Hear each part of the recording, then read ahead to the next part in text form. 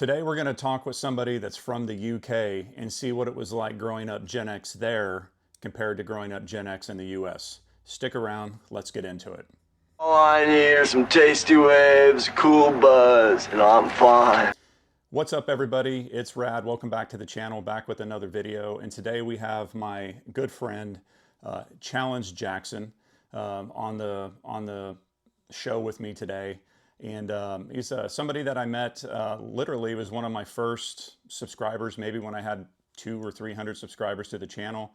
I found him because, and I'll let him explain about his channel in just a few minutes, but I found him and subscribed to his channel and made comments, to which I assume then he clicked on my little photo and saw that I had a channel and liked what I had, and then he started following me and leaving comments on there. So he is one of the originals to this channel that I started up a couple years ago, and we've become friends over the last couple years to where we communicate with each other on a weekly basis, which is kind of cool that YouTube can bring people together. As I've met, you know, Steve the Dude Flips that has his YouTube channel, and then I've met Brandon, and then of course, but Glenn was one of the OGs to my channel. So without further ado, I'd like to welcome Mr. Challenge Jackson to the show. How are you, man? I'm good. I'm good. You can call me Glenn. Okay. You don't have to call me. Well, his channel on YouTube is Challenge Jackson. Is it Challenge underscore Jackson, or is it Challenge Jackson all in one word? I guess it's underscore. Okay. I'm not sure actually. Okay. So why don't you let my followers know a little bit about you and what your channel's about, and just kind of expand on that before we get into things. Yeah, no worries. So it's mainly kind of self-improvement stuff. But Rad obviously found my channel because I've focused quite heavily on frugal living. I'm a big fan of living frugally and buying things at discount prices and the thrifting and stuff like that. So that's something I'm not doing as many videos about that at the minute, but when I found Rad's channel, I found it really fun to go down memory lane. That's what I love about your videos. For me, Yeah. it's like a trip down memory lane when I watch one. And I'm guessing a lot of people that watch your videos feel the same as well. Yeah, yeah. That's what I was going for. I just had a lot to talk about. That's why my nickname is Motor Mouth. So I felt I had a lot to talk about, and that somebody out there would want to hear. And yeah, and that's how I found your channel. Was I've said before in videos that yes, I have a lot of collectibles, and you know, but I am actually a very frugal individual. So I I buy my things at the thrift. I try to anyway. Most of the stuff that I find that's in my collection, I've had it since I was a kid, or I've bought it at an estate sale, a thrift store, sometimes on eBay. You know, if I feel like I have to have it.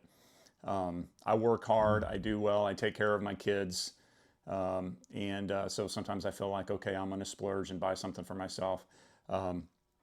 But that's how I found your channel. Now you know, in the past, he's a wealth of knowledge. But in the past, he does some crazy frugal stuff with heating up water and putting it in a bladder and then putting it under a blanket to stay warm instead of turning on that heater. But he's a very successful businessman and does very, very well for himself, to where he operates a business in the UK that he goes back to every month, but pretty much lives in a beautiful city, Prague of Czech Republic.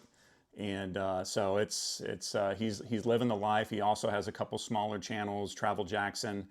He travels. He's goes to the Philippines or Thailand. Thailand. You've probably been to the Philippines, so.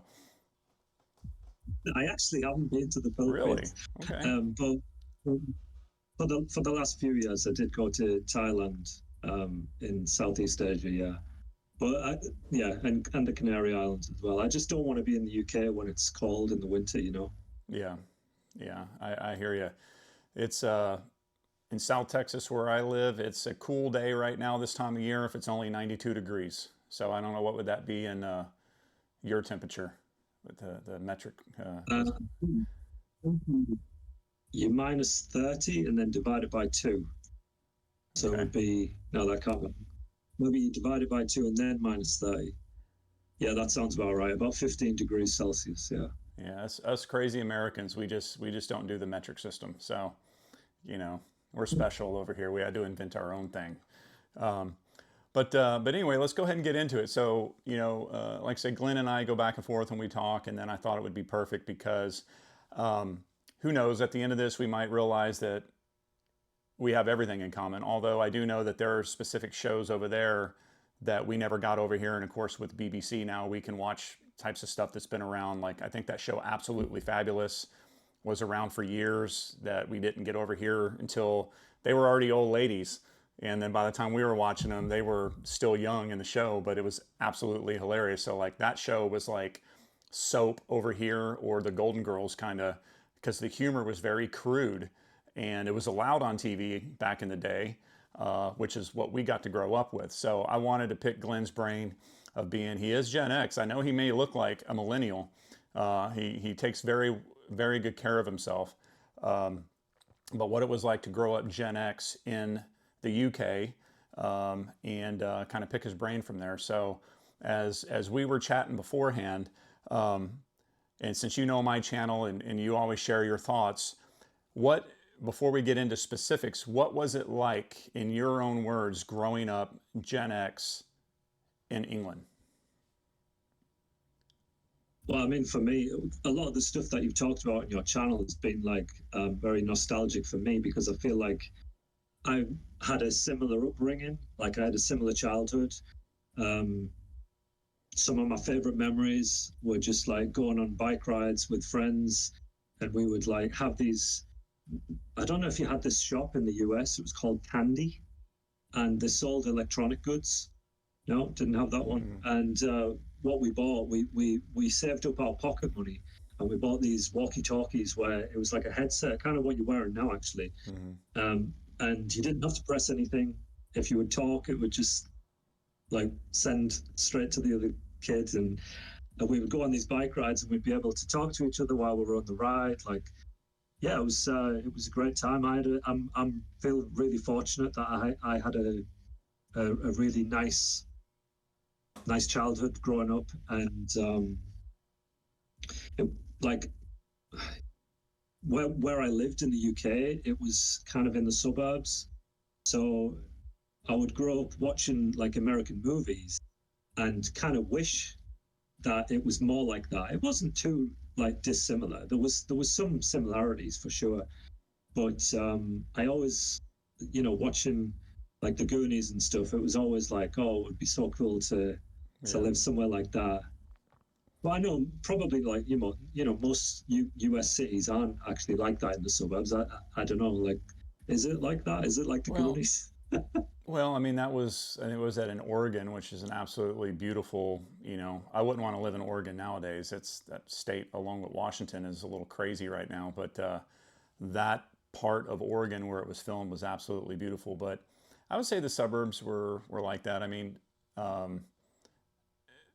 yeah, I mean, I didn't necessarily always grow up in the suburbs. I mean, my mom was a single mom, and I lived in a trailer park most of my life, or in a caravan, I think is what y'all call them over there, right? But and then when she got married, we took a bump up in class, I guess, to the middle class, which I wasn't used to, and we lived in the suburbs. When I'm in Nebraska next week, I'm going to be going by my old house because I was able to find it on Google Maps, and reverse engineer, because I found a picture of me in school, and I'm like, okay, that's the school. I remember having to walk to school, so where did I live from there? And then because my mom didn't remember the address, and so it's going to be fun doing a video of like, hey, we threw eggs at cars from that building, and I got beat up over at Trent's house over here, and all of these little stories that I don't know why I still remember them, but I do. But the suburbs was nice, because growing up when I was younger, we did live in the country. So it was kind of I don't want to say a culture shock, but because even in the country we had you know, cable TV, we had movies, we did all that same type of stuff. We had the toys. Um, but it was definitely different. And unfortunately, the suburbs of today, I don't know how they are in Europe, but the suburbs of today are these, what do we call them? Cookie cutter homes that are just, you know, they all look the same. Of course, England's been used to that. You have a lot of neighborhoods where every house looks the same. Like, and it's been that way. Well, we're kind of that way now, to where I can literally, I'm 6'4", I can literally go to my ex-wife's house when I'm picking up Roth and put my hand on her house and almost, with about this much space, touch the neighbor's house. And in America, that's unusual, right? Maybe in Europe that's common, but in America that's unusual. And these people, that's still their largest investment, you know, is their home.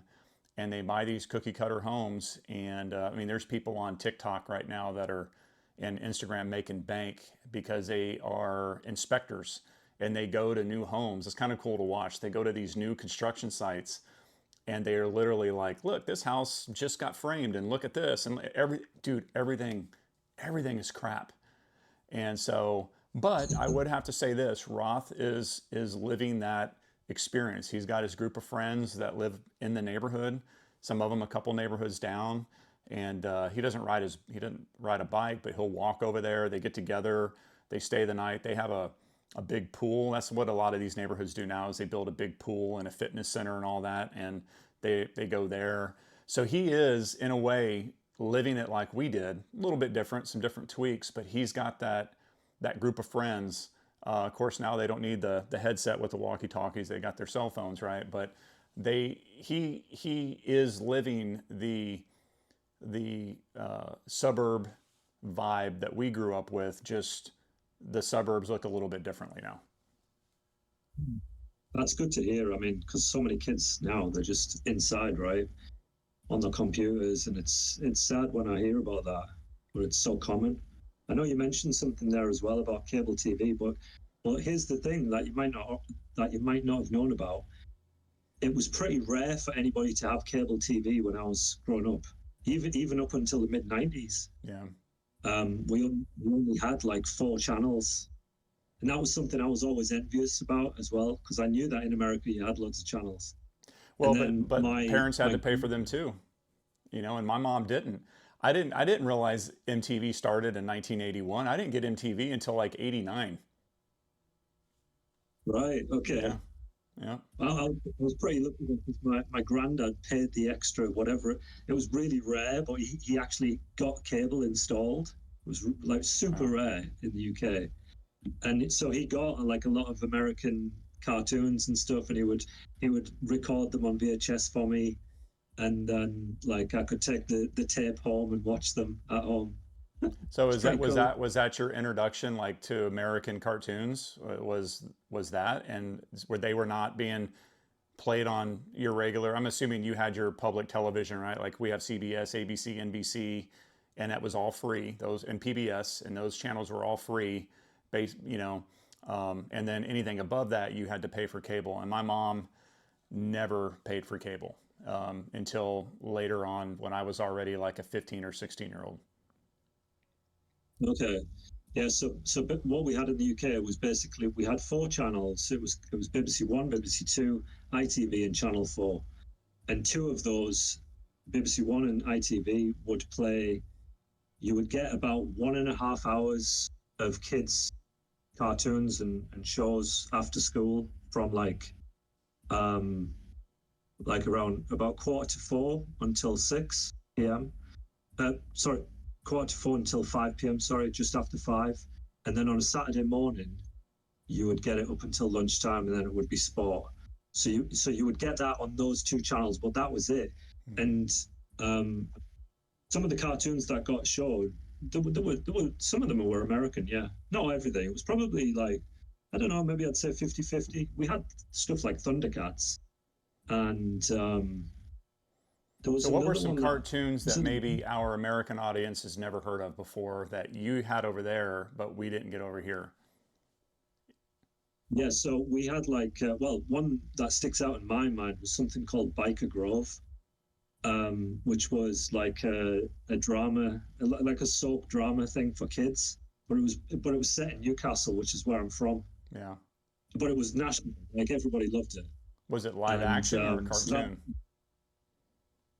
no, it was yeah, live action, like Okay. real people, and yeah, it's good. I mean, two of the people in that went on to become really big presenters that are still around today. They're like the most famous presenters in the UK. They're called Ant and Dec. Probably never heard of them though, but yeah, there was a few things that got shown that were the same as the US for sure. Yeah. Okay. And then I know one thing that we were chatting about before is one thing that I wish we had more of was Top of the Pops, which was a great show that, you know, if we got it, it was some, I don't remember what channel, but it was after midnight or probably, and that would have been even after because they used to shut the TV off right at midnight, and then it would go to snow. They'd play the national anthem, and then it would be the little red bar, colored bar, and the beep, and then it would just go to snow. But there was at some point in time when TV started going a little bit longer, we would catch Top of the Pops. I don't know what channel was doing it, but it was like wow to us because all we had was American Bandstand on TV or Soul Train, and then on the radio you had Casey Kasem and you had Rick Dees with the top 40s that they had. So that's how we found out about. If we didn't, as I mentioned before, if we didn't live in the big cities like LA, Miami, Chicago, Detroit, or New York, everybody else was always late to the show. We didn't get the information out. So you being in England, you know, you heard that new record from, you know, New Order or Depeche Mode or, you know, Culture Club or whatever. You heard it probably weeks before we did, you know, and so that's what was pretty cool about Top of the Pops, that we were able to see that. And I know there were American bands that played on it, but they were megastars at that point in time, and that's something that we honestly didn't have over. We didn't have that same vibe of a show until maybe much later, maybe in the 90s or something like that. But Top of the Pops was going since the 70s and all through the 80s. So that was a great show. And you said that you recorded it and on VHS and would watch it later? Yeah, I would sit and record like my favorite artists, whoever was on there, and also on the radio as well. They do the top 40 countdown on a Sunday afternoon, so I'll be there with my audio cassette ready to hit record. Yeah. And Yeah. make mix notes on that, and then I'd stick it in my Walkman, and I had like a paper delivery route. I always wished that it was like the US where the kid just throws the newspaper at the door. Yeah. But in the UK, we had to actually physically go up to the door and push it through the letterbox, which if the person living there had a dog or something, it's always like a bit scary putting your hand in. Yeah. Well, yeah, I would listen to my Walkman. Like I would do the paper round on a morning, and then we'd have like an evening paper as well. So I had two paper delivery jobs, and Wow. I would have my mixtape on. So you've But been it was- a I little enjoyed hustler it, like- since a young age. Yeah, it's true. Yeah, I always wanted to do a paper route, but when I was that age, we were rural. We were living in the country at that point in time, and so it wasn't something that we can do now. That's one thing that I can say is a Gen X thing, whether it was because parents didn't care or the laws weren't as strict. I mean, we went to work young, but we wanted to. You know, we wanted to have our own money. My first job was when I was 12 years old, and I went to work at my uncle's fishing dock. He was a boat captain, and then I was what you call a dock hand.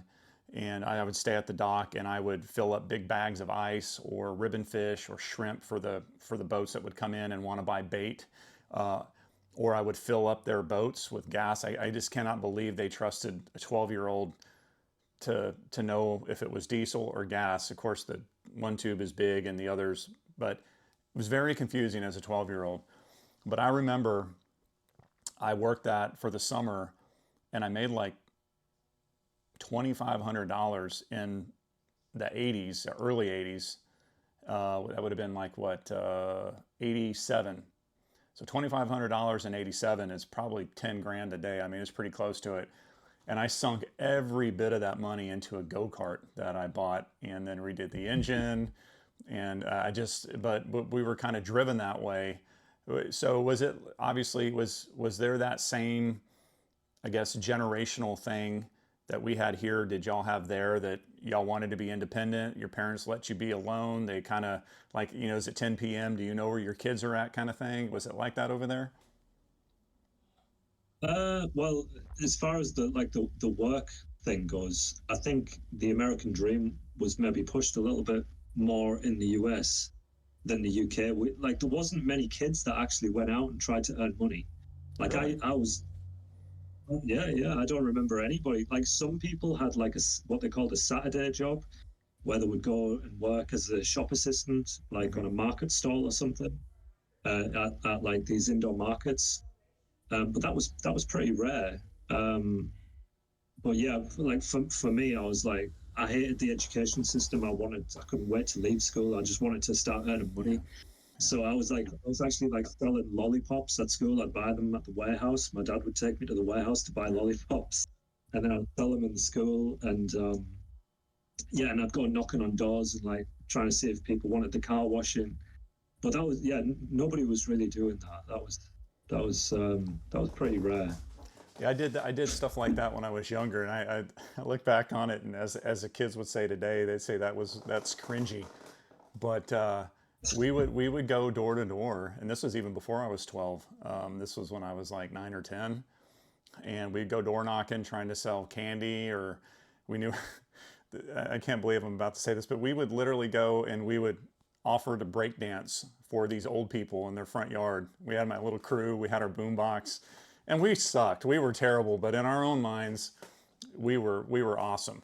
And we'd go around, and these old people, man, they just sit out there because they were raised differently, right? They were nice, and they'd suffer through it, and then they would throw us a dollar, and we'd go on, high fiving each other, thinking we were awesome. And but yeah, we would do the same thing. I don't think I ever had a lemonade stand like they show in the movies all the time, but we basically did, but it was just our own version of lemonade, whatever we were selling. Okay. Yeah, there was something. I mean, I tried. I remember seeing that in the American movies, and I didn't try selling. I think I might have tried it maybe once, selling lemonade, but it didn't work in the UK. But I remember I would try and like sell like old my old toys and stuff. I'd set Okay. up like a table on the street, but because it was the suburbs, there wasn't really a lot of people walking past, and it was kind of like a waste of time. Yeah. But even now, if I see a kid doing it, I'm like, good on you, mate. Like a little kid came up to me when I was in the park, and he'd obviously been to the pound shop where you everything's pretty much a pound, and he had these four muffins that were still in a packet, Hmm. and he came over and he was like, oh, I'm selling muffins. I was like, okay, how much? He's like 50p for one, so he was going to double his money. Yeah. But and obviously I bought it, but I just thought it was great. I feel like, I don't know, maybe I'm wrong, but I feel like kids don't hustle like that anymore. Yeah. I'm trying to think. It's weird, like with Roth. He's about to be, what, 16 in a couple months, and is my last one. Finally, I got 2 years left. 2 years left, and then he's out of high school. So um, he comes over and he's wearing like $200 Nikes, or a $200 bottle of cologne, and like, where do you get that? And he's just like, people trade up for it. They're like, my friend. It's just weird. My friend outgrew these Nikes, so he gave them to me. Or this friend over here. I think a lot of it are kids that whose parents probably buy them everything, and they don't care, and they just give the stuff away Mhm. because it's just like, Yeah. um, it's just weird how, and he's, because I'm like, I know I'm not buying you that, and I know with what I pay your mom to take care of you, she's not buying you that stuff. There's this little network of people trading up for something, bartering, which I think is cool because they're learning negotiation skills. Um, but it is a little weird. Now, Roth is a lot like my oldest son. I remember my oldest son, I think he's going to be either 32 or 33 next month. Um, he had already gotten a job at McDonald's before. Lower my mic volume here. Give me 1 second. He had already applied for a job and got hired a week before he turned 16. Because you can legally work in Texas at 15, but a lot of businesses just don't want to hire you at 15. They make you wait till 16. And he was hired at McDonald's, and it was a McDonald's that's inside a Walmart, right? And so they're like, you wanna start the day of your birthday? And he's like, hell yeah, I want to start like immediately. He wanted to start making money. So Roth is the same way. My daughter was like, it's not that she didn't want to work. She was just always timid and scared and didn't even get her driver's license until she was 19. So she was a late bloomer in that sense. But Roth's already checked around to some places around where he lives, to where if his car is not working, he can literally walk to work. And he's like, I'm going to go and apply 2 weeks before my birthday and let him know, hey, when I turn 16 on this day, I'm ready to start working. So again, I've done some videos about the younger Gen Z, how they remind me a lot of us when we were that age. We had the millennials, the younger millennials, and then the older Gen Z that are kind of that group that when I make a comment like this, they'll leave a negative comment because they're so butthurt about things. The United States President, Mr. Ex-President, and Mr. Trump for the moment. But the younger Gen Zs, like Roth's age, remind me a lot of us when we were 15. They say things, they're mean to each other, they're rude as a friend group, when I say mean to each other. So they roast each other and say certain things that aren't politically correct anymore. A lot of the same things that we said that weren't politically correct in the 80s. And you know what? I'm fine with that. I'm actually like, dude, I'm not gonna, I'm not gonna slap your hand over that type of stuff. I'm not gonna get offended. You have a right to be offensive. And I also have a right to not listen to you. And that's where I think the world is today, to where what makes Gen X so special is we were able to dish it out, and we were able to take it. And like I said, with you being on YouTube, you get that really dipshit comment from time to time, and it's just like, nobody grabbed you by the back of your hair and put your head in front of the video to make you watch it. You clicked on the video and you watched the whole video, and then you dislike the video, then you leave a negative comment, all by the way, which helps the YouTube algorithm. It still helps your video. But it's nobody forced you to watch this. And see, that's why I look at life now. Like we were able to just, we didn't have social media. We didn't have the internet. So we weren't just constantly fed a bunch of crap 24/7 to where we were able to just tune things out and maybe not allow things to bother us so much. So. Yeah, I think people nowadays, or at least for the last kind of, since the early 2000s, TV's catered so much to trying to trigger people to get that dirty little high, and yeah, it's a shame. So if the younger generation now becoming more like we were, I think that's a good thing. That's great. I think it's that's great. Good too. I think it just simply means that just means that they've got thicker skin. I think that's what it comes down to. Yeah. It's like they're not so easily offended. And I think that's why they say that we're the silent generation, in the sense that, the Gen X is the forgotten generation, because, and I don't want to say this, there's a lot, I see, we were out to eat a couple times yesterday, and I see people my age, they should be ashamed of themselves. They're just sitting there at dinner with their spouse sitting next to them, and they're not saying a word to each other. They're not, we have a rule, our phones are not on the table at dinner.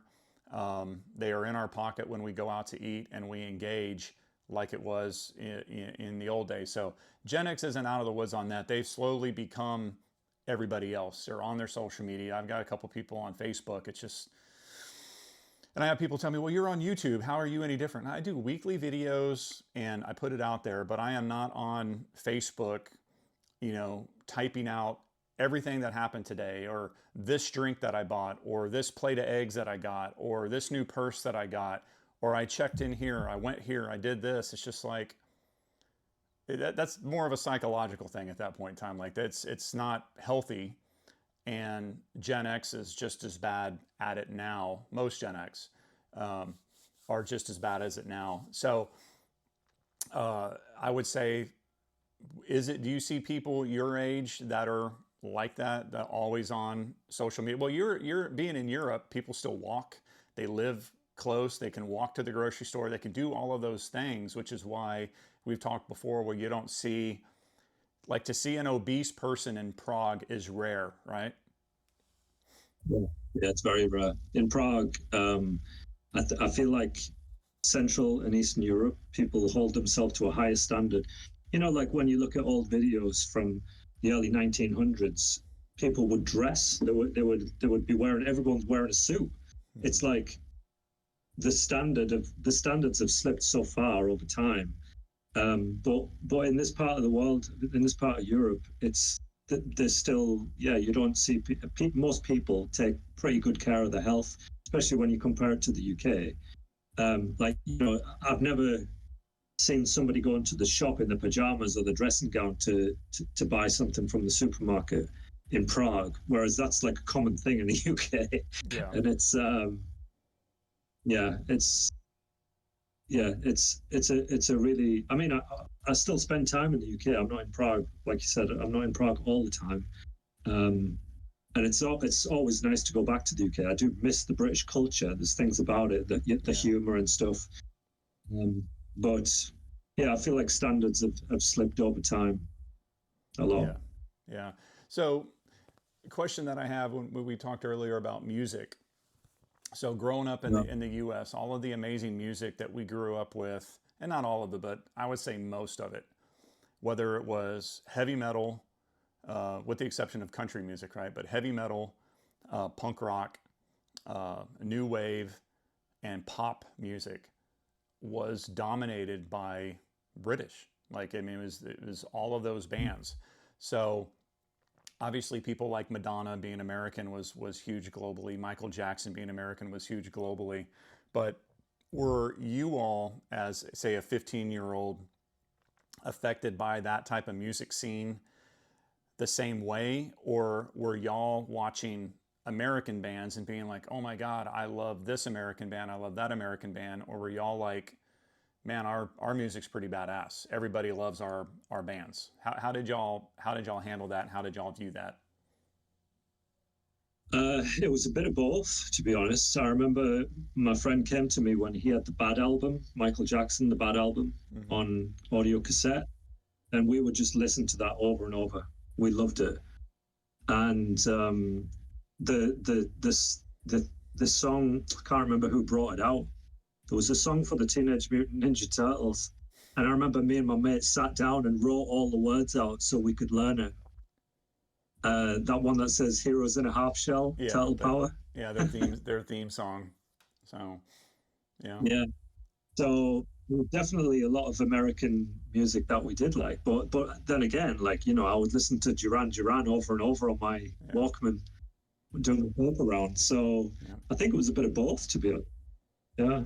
Yeah, I mean, and say for me, I can't say for every American Gen Xer. For me, I grew up, my mom really got me into music. And I mean, I grew up with Led Zeppelin, I grew up with Pink Floyd, and, I still have those albums to this day. Like I said, I did the video, I just bought their Pompeii that Pink Floyd just released on vinyl.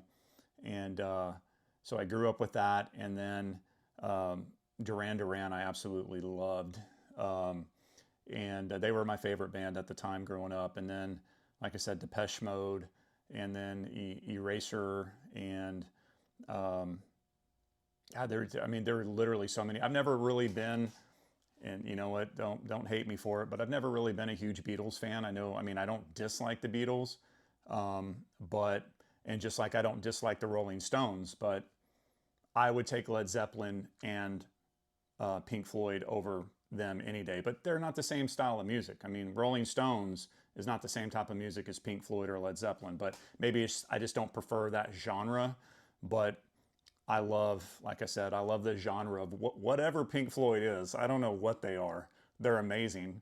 I don't know what their style of music is, but I'll take that over the Rolling Stones any day. So Yeah, me too. I was never much of a Beatles fan either. I don't think my dad was either, actually. But I was really unlucky that I only got introduced to Pink Floyd when I was into my 20s. mhm. But it absolutely blew my mind. It was amazing. I was like, wow, this is. I think maybe I might have heard it before that and just thought, this is weird. What's that? But then I was with my friend. He liked to smoke. Yeah. And then that got passed to me, and I was, when you listen to Pink Floyd in that state, it's like, wow, it's amazing.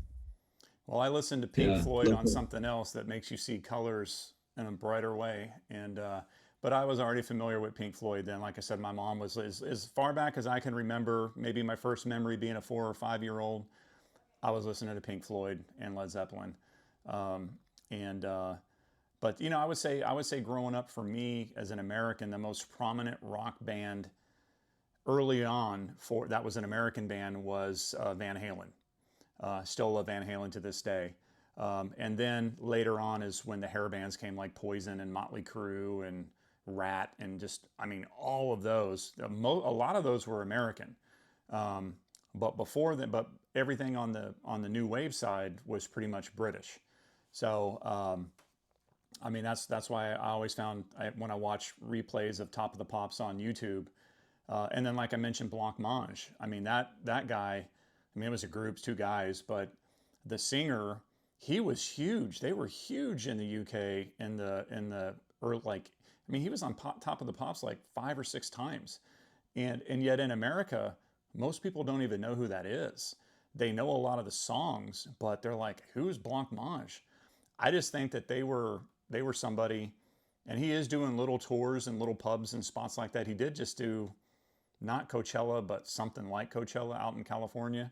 Um, but it's just him with the guy in the back with the keyboard. It's just, it's not the same. But he, he was, and then he was making videos back then in the early '80s, really cool videos, but it's just crazy how I heard them first in 1987 because I watched a movie called No Man's Land with Charlie Sheen, and in one of the club scenes, they were playing "Don't Tell Me" to the dance, and then I was like, man, I really like that song. But then that song had already been out for 3 years, and it was in this movie 3 years later, and then I kind of forgot about it. And then fast forward literally to last year, 2024, I kind of figured out who they were, and I was just like, oh my god, man, they're awesome. Like how did we not know about Blancmange, at least in the U.S.? Um, and maybe you don't even know who they are either, but in the early '80s to '85, '86, they were pretty big in Europe. Yeah, around that time, I think I was mainly listening to Bon Jovi, to be honest. Yeah. Oh yeah, I forget about Bon Jovi. Yeah, they're American. So again, see, so like for you, British people or Europeans that get pissed that say that I don't really like the Beatles. I'm not a fan of Bon Jovi. I mean, if they're on the radio, I'll listen to them. But I'm not a fan of U2 either. So, you know, well, he's not English either, so it doesn't matter. But What, don't like those either. what? What about Aerosmith? Do you like those Oh, I guys? love Aerosmith. Yeah, yeah, I love Aerosmith. But man, those dudes have been around since the late '60s, early '70s. I mean, they've been around a long time. It's a shame Steven Tyler can't sing anymore because he got that throat problem, so he had to literally retire. Um, but yeah, I mean, that's what I'm saying. So when I try to tell these younger kids, some of them that watch these videos, they have no idea. I mean, look at all the bands that I forgot that you remembered and you remind me. Man, we had so much culture back then. We had so much different music to choose from, so many different shows, and I'm sure Hollywood and TV had their own agendas back then that they wove them into the fabric of the shows, but it was so small.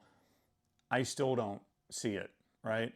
Nowadays, it's flat out blatant. Like what agenda are they making this show to push? What diverse group are they going to use it for? What pronoun are they going to use it for? What, country or religion are they going to use it for? I mean, it's just in your face blatant.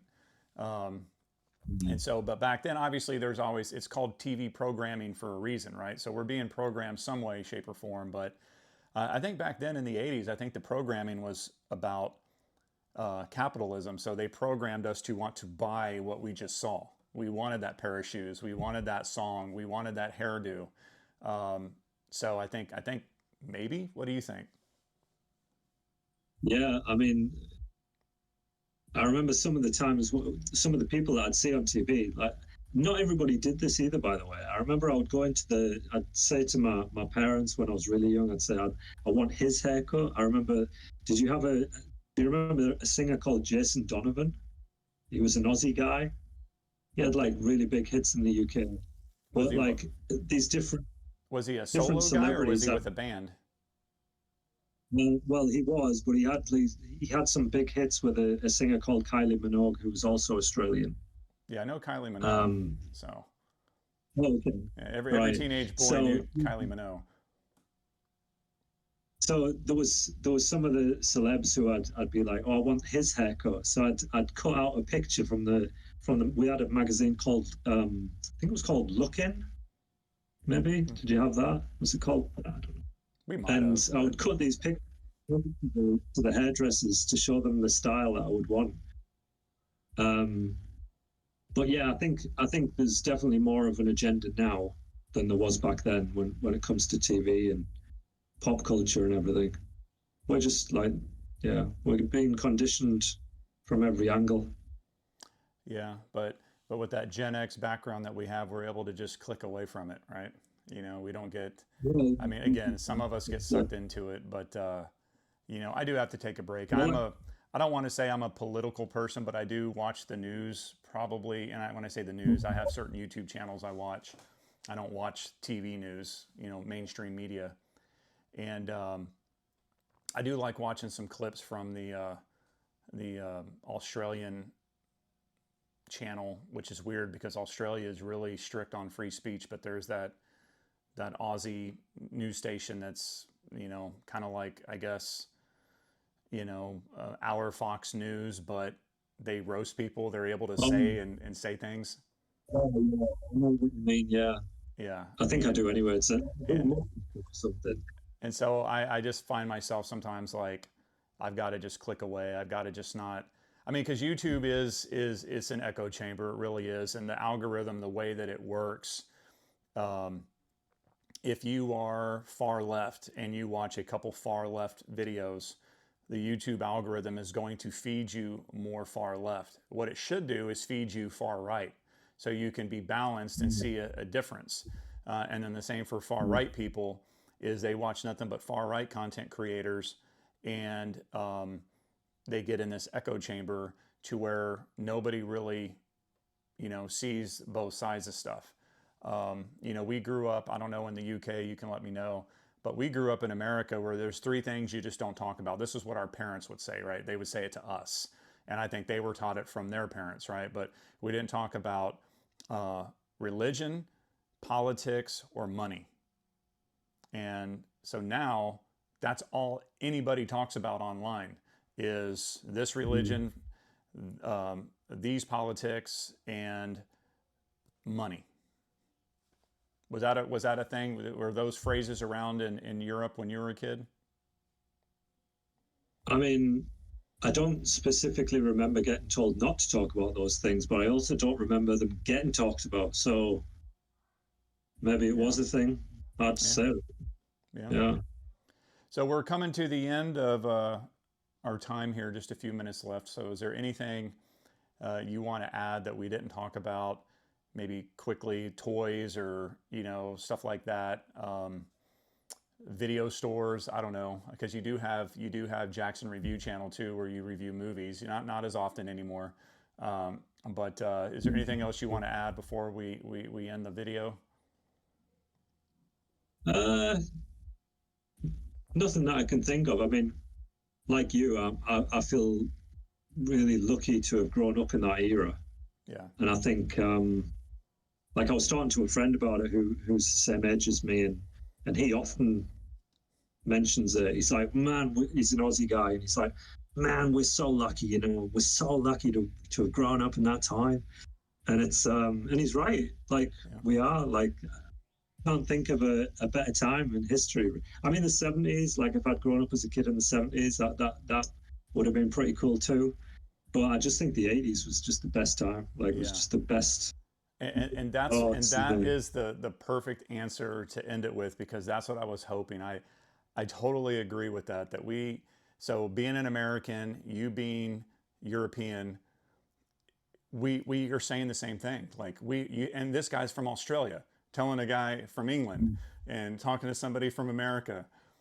You know, yeah, we were lucky. We were so lucky. People don't realize how lucky we were to grow up during that time, to get the perspective that we have in life right now. And I mean, I think our generation, I would say the majority of us are the only sane ones on the planet right now, our age group.